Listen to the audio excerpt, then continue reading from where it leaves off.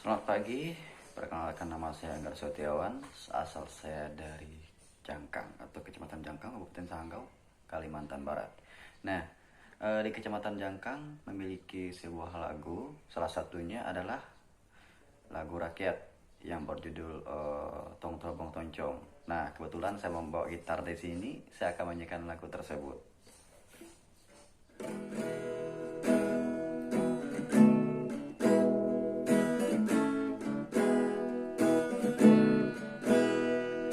Tong trobong tuncong yang dayo ni samutong nya dia boju jengkinya boju get ngana dari lawa lawa langai nya ngonta jigo tidu ajal yang mai panai akan demai dong kidoro.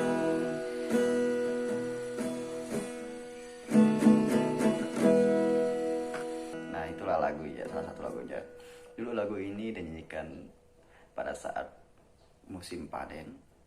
Para petani itu musim panen itu dinyanyikan, itu bermanfaat sebagai penyemangat ya. Nah, itu juga memiliki pesan moral di mana di lirik terakhir tadi bahwa diajarkan kita bermain itu harus benar-benar atau harus bagus-bagus supaya tidak membuat gaduh. Baik, mungkin hanya itu saja penampilan dari saya ucapkan terima kasih.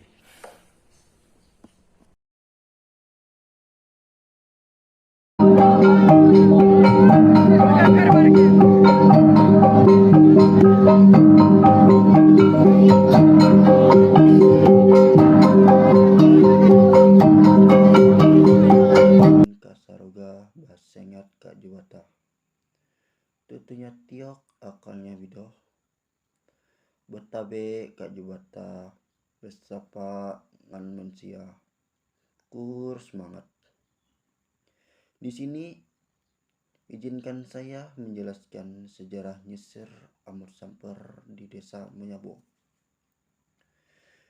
Nyeser ini diadakan setiap tahun, yang dimana Nyeser ini diadakan di bulan Februari sekitar tanggal 15 Februari.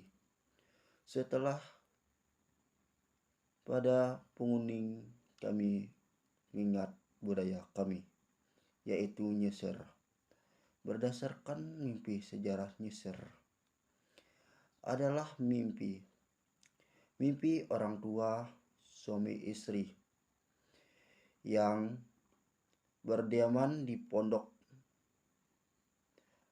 Pada saat itu berdasarkan informasi warga sang suami istri, yaitu mimpi disampaikan kepada penunung atau kepala adat masyarakat kampung mengadakan pertemuan untuk mengusir hantu tersebut yang telah mengganggu tanaman padi yang telah menguning.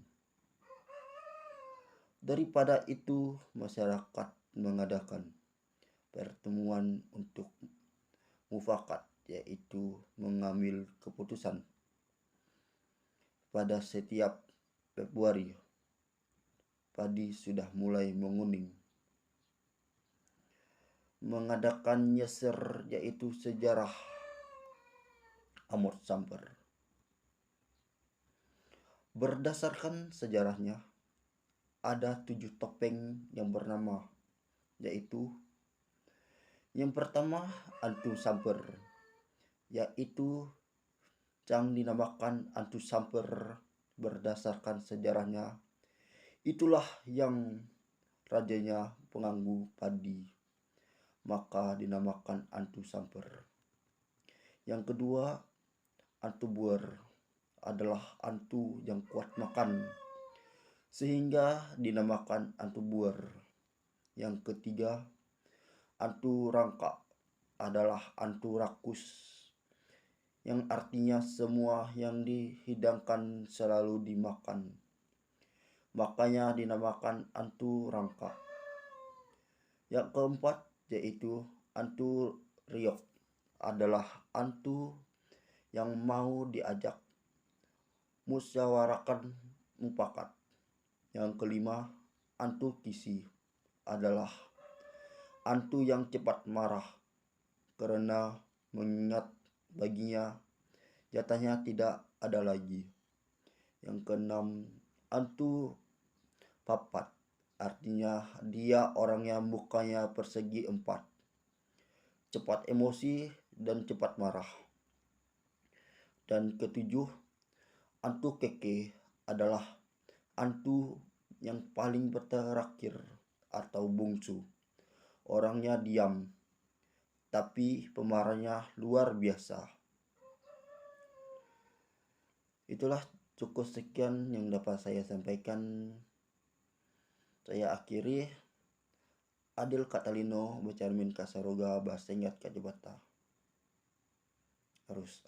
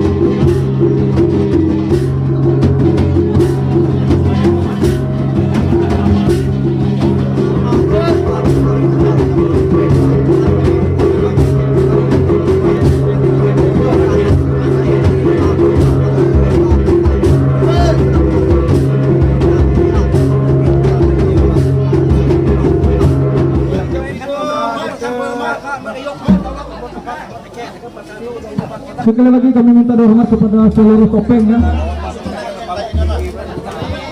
Bersama-sama kita nanti atraksinya di Senpantia.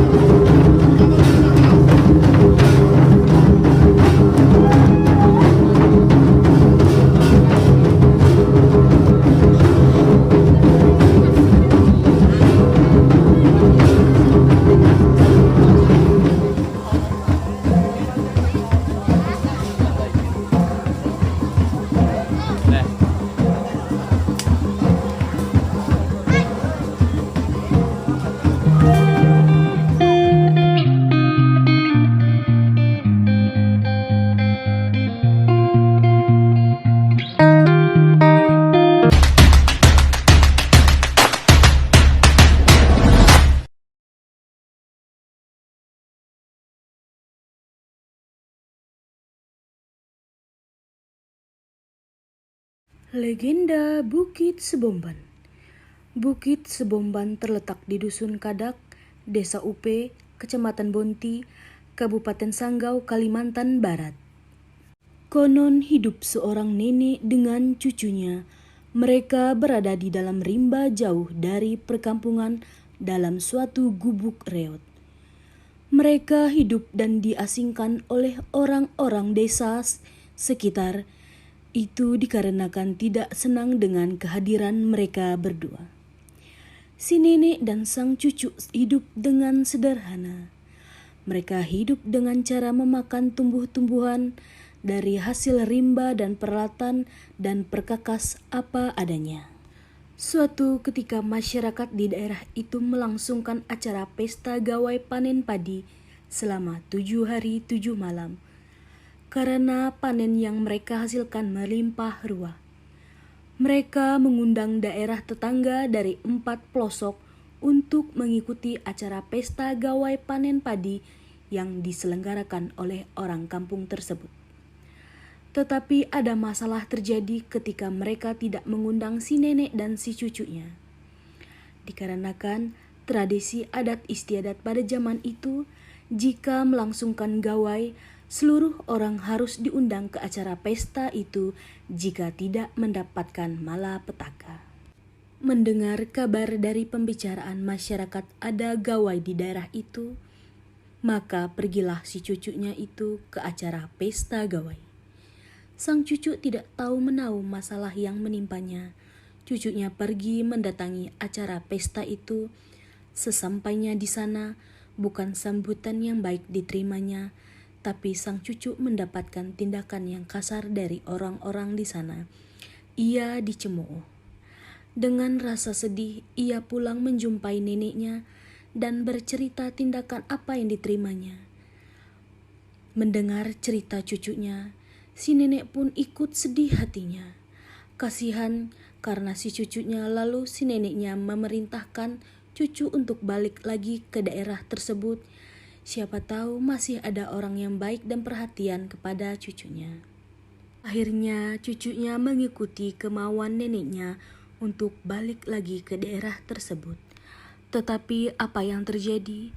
Tindakan yang diterima cucunya seperti yang sudah-sudah, justru lebih kasar dan diperlakukan seperti binatang, dengan memberikan sang cucu itu dengan daging yang dibuat dari karet atau latek yang rasanya keras.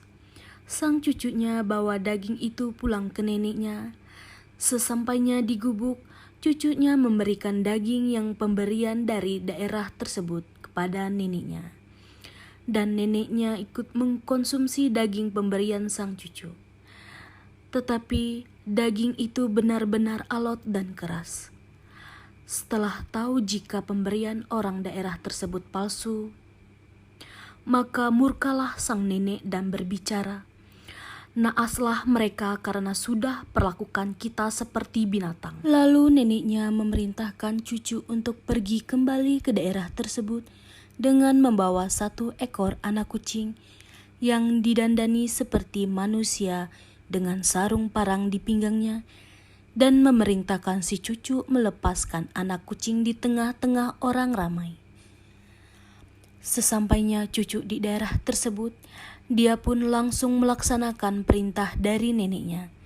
Sang cucu pun melepas anak kucing tersebut di tengah-tengah orang ramai, dan saat orang ramai itu menyaksikan anak kucing tersebut, orang ramai lalu meneriaki, mengejek, menertawai, mencela anak kucing itu. Selang beberapa saat, mendadak langit berubah menjadi mendung dan gelap, petir menyambar di mana-mana. Hujan batu turun bertubi-tubi sehingga perkampungan itu terendam batu dan berubah menjadi sebuah bukit yang dinamakan Bukit Sebomban. Sampai saat ini, orang Dayak Mayau masih mengingat kejadian itu dan masih yakin jika pamali atau pantang menertawai binatang, khususnya kucing.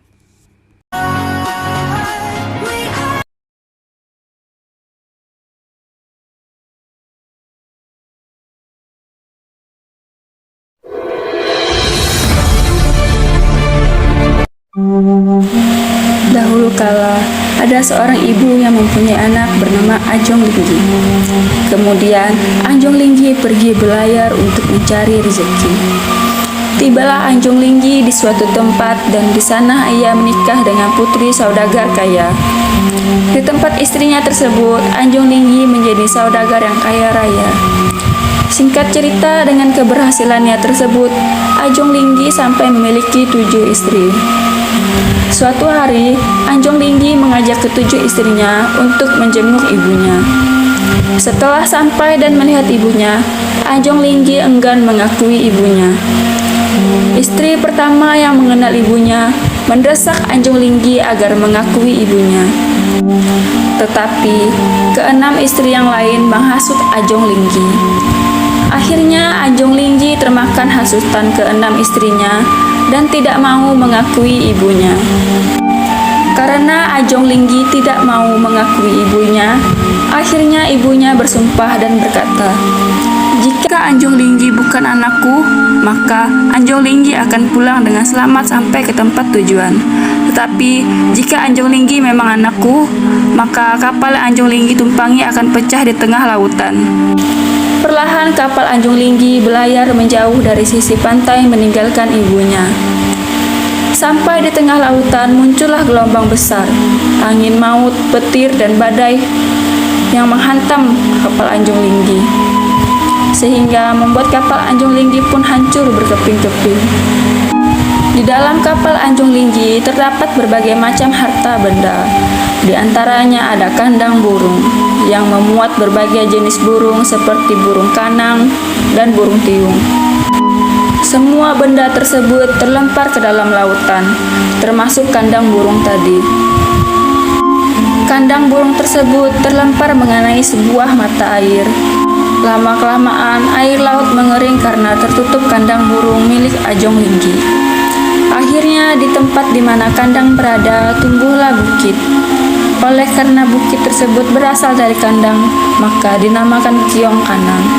Akan tetapi bukit itu dipenuhi oleh burung tiong, maka akhirnya nama yang lebih populer dengan nama Bukit Tiong Kandang.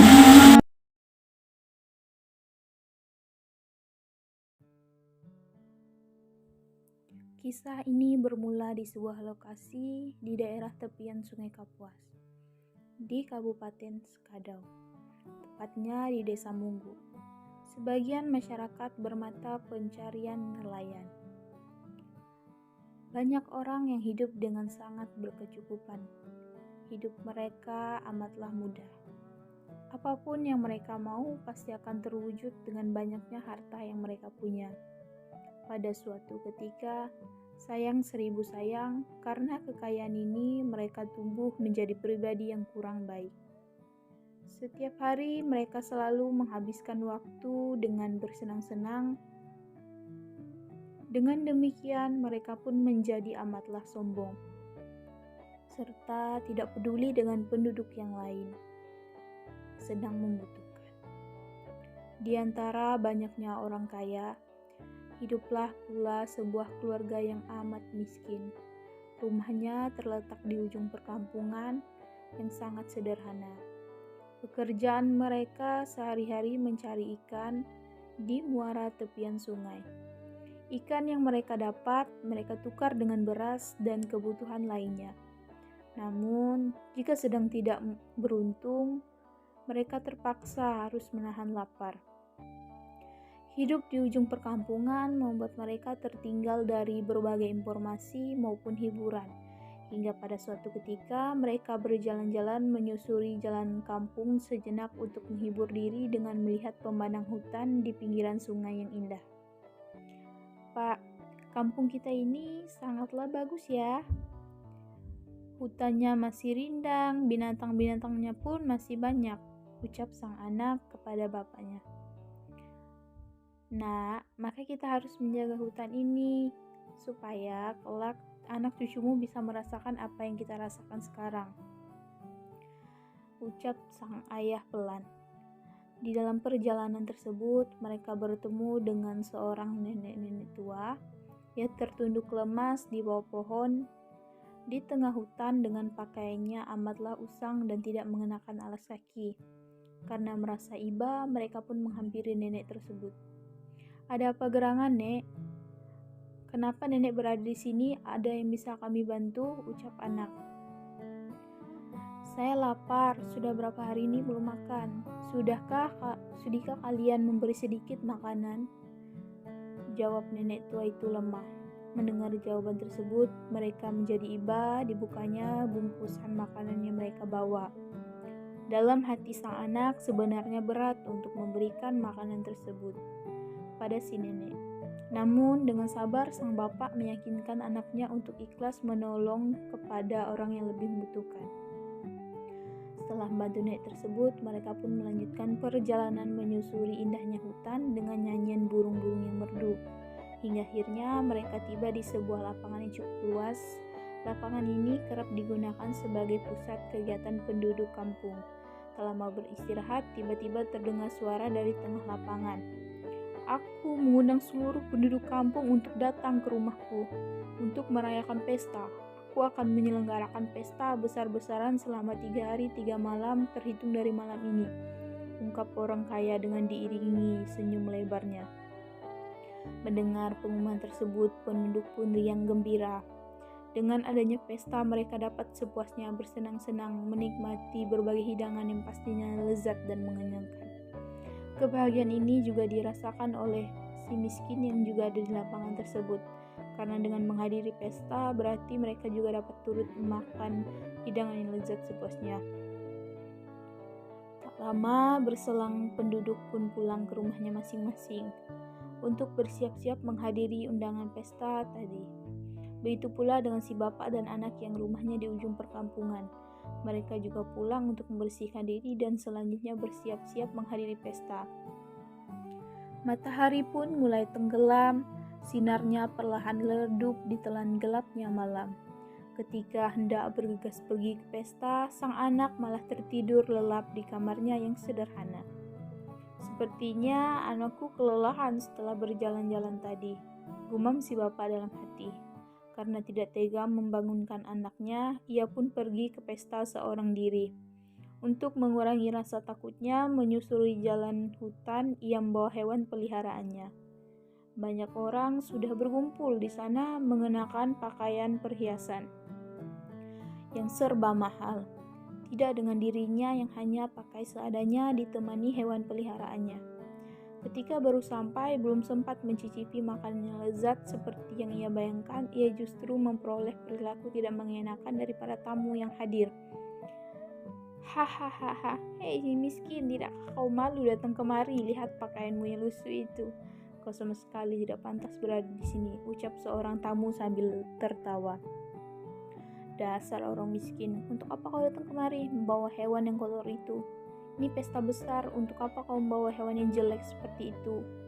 Ada di sini, kau dan peliharaanmu sama-sama menjijikan.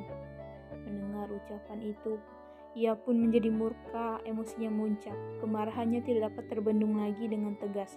Ia pun menyatakan kemarahannya kepada semua orang yang telah mencela ia dan hewan peliharaannya. Demi Tuhan, sebentar lagi kalian semua akan merasakan hukuman yang setimpal atas apa yang telah kalian perbuat, tegasnya.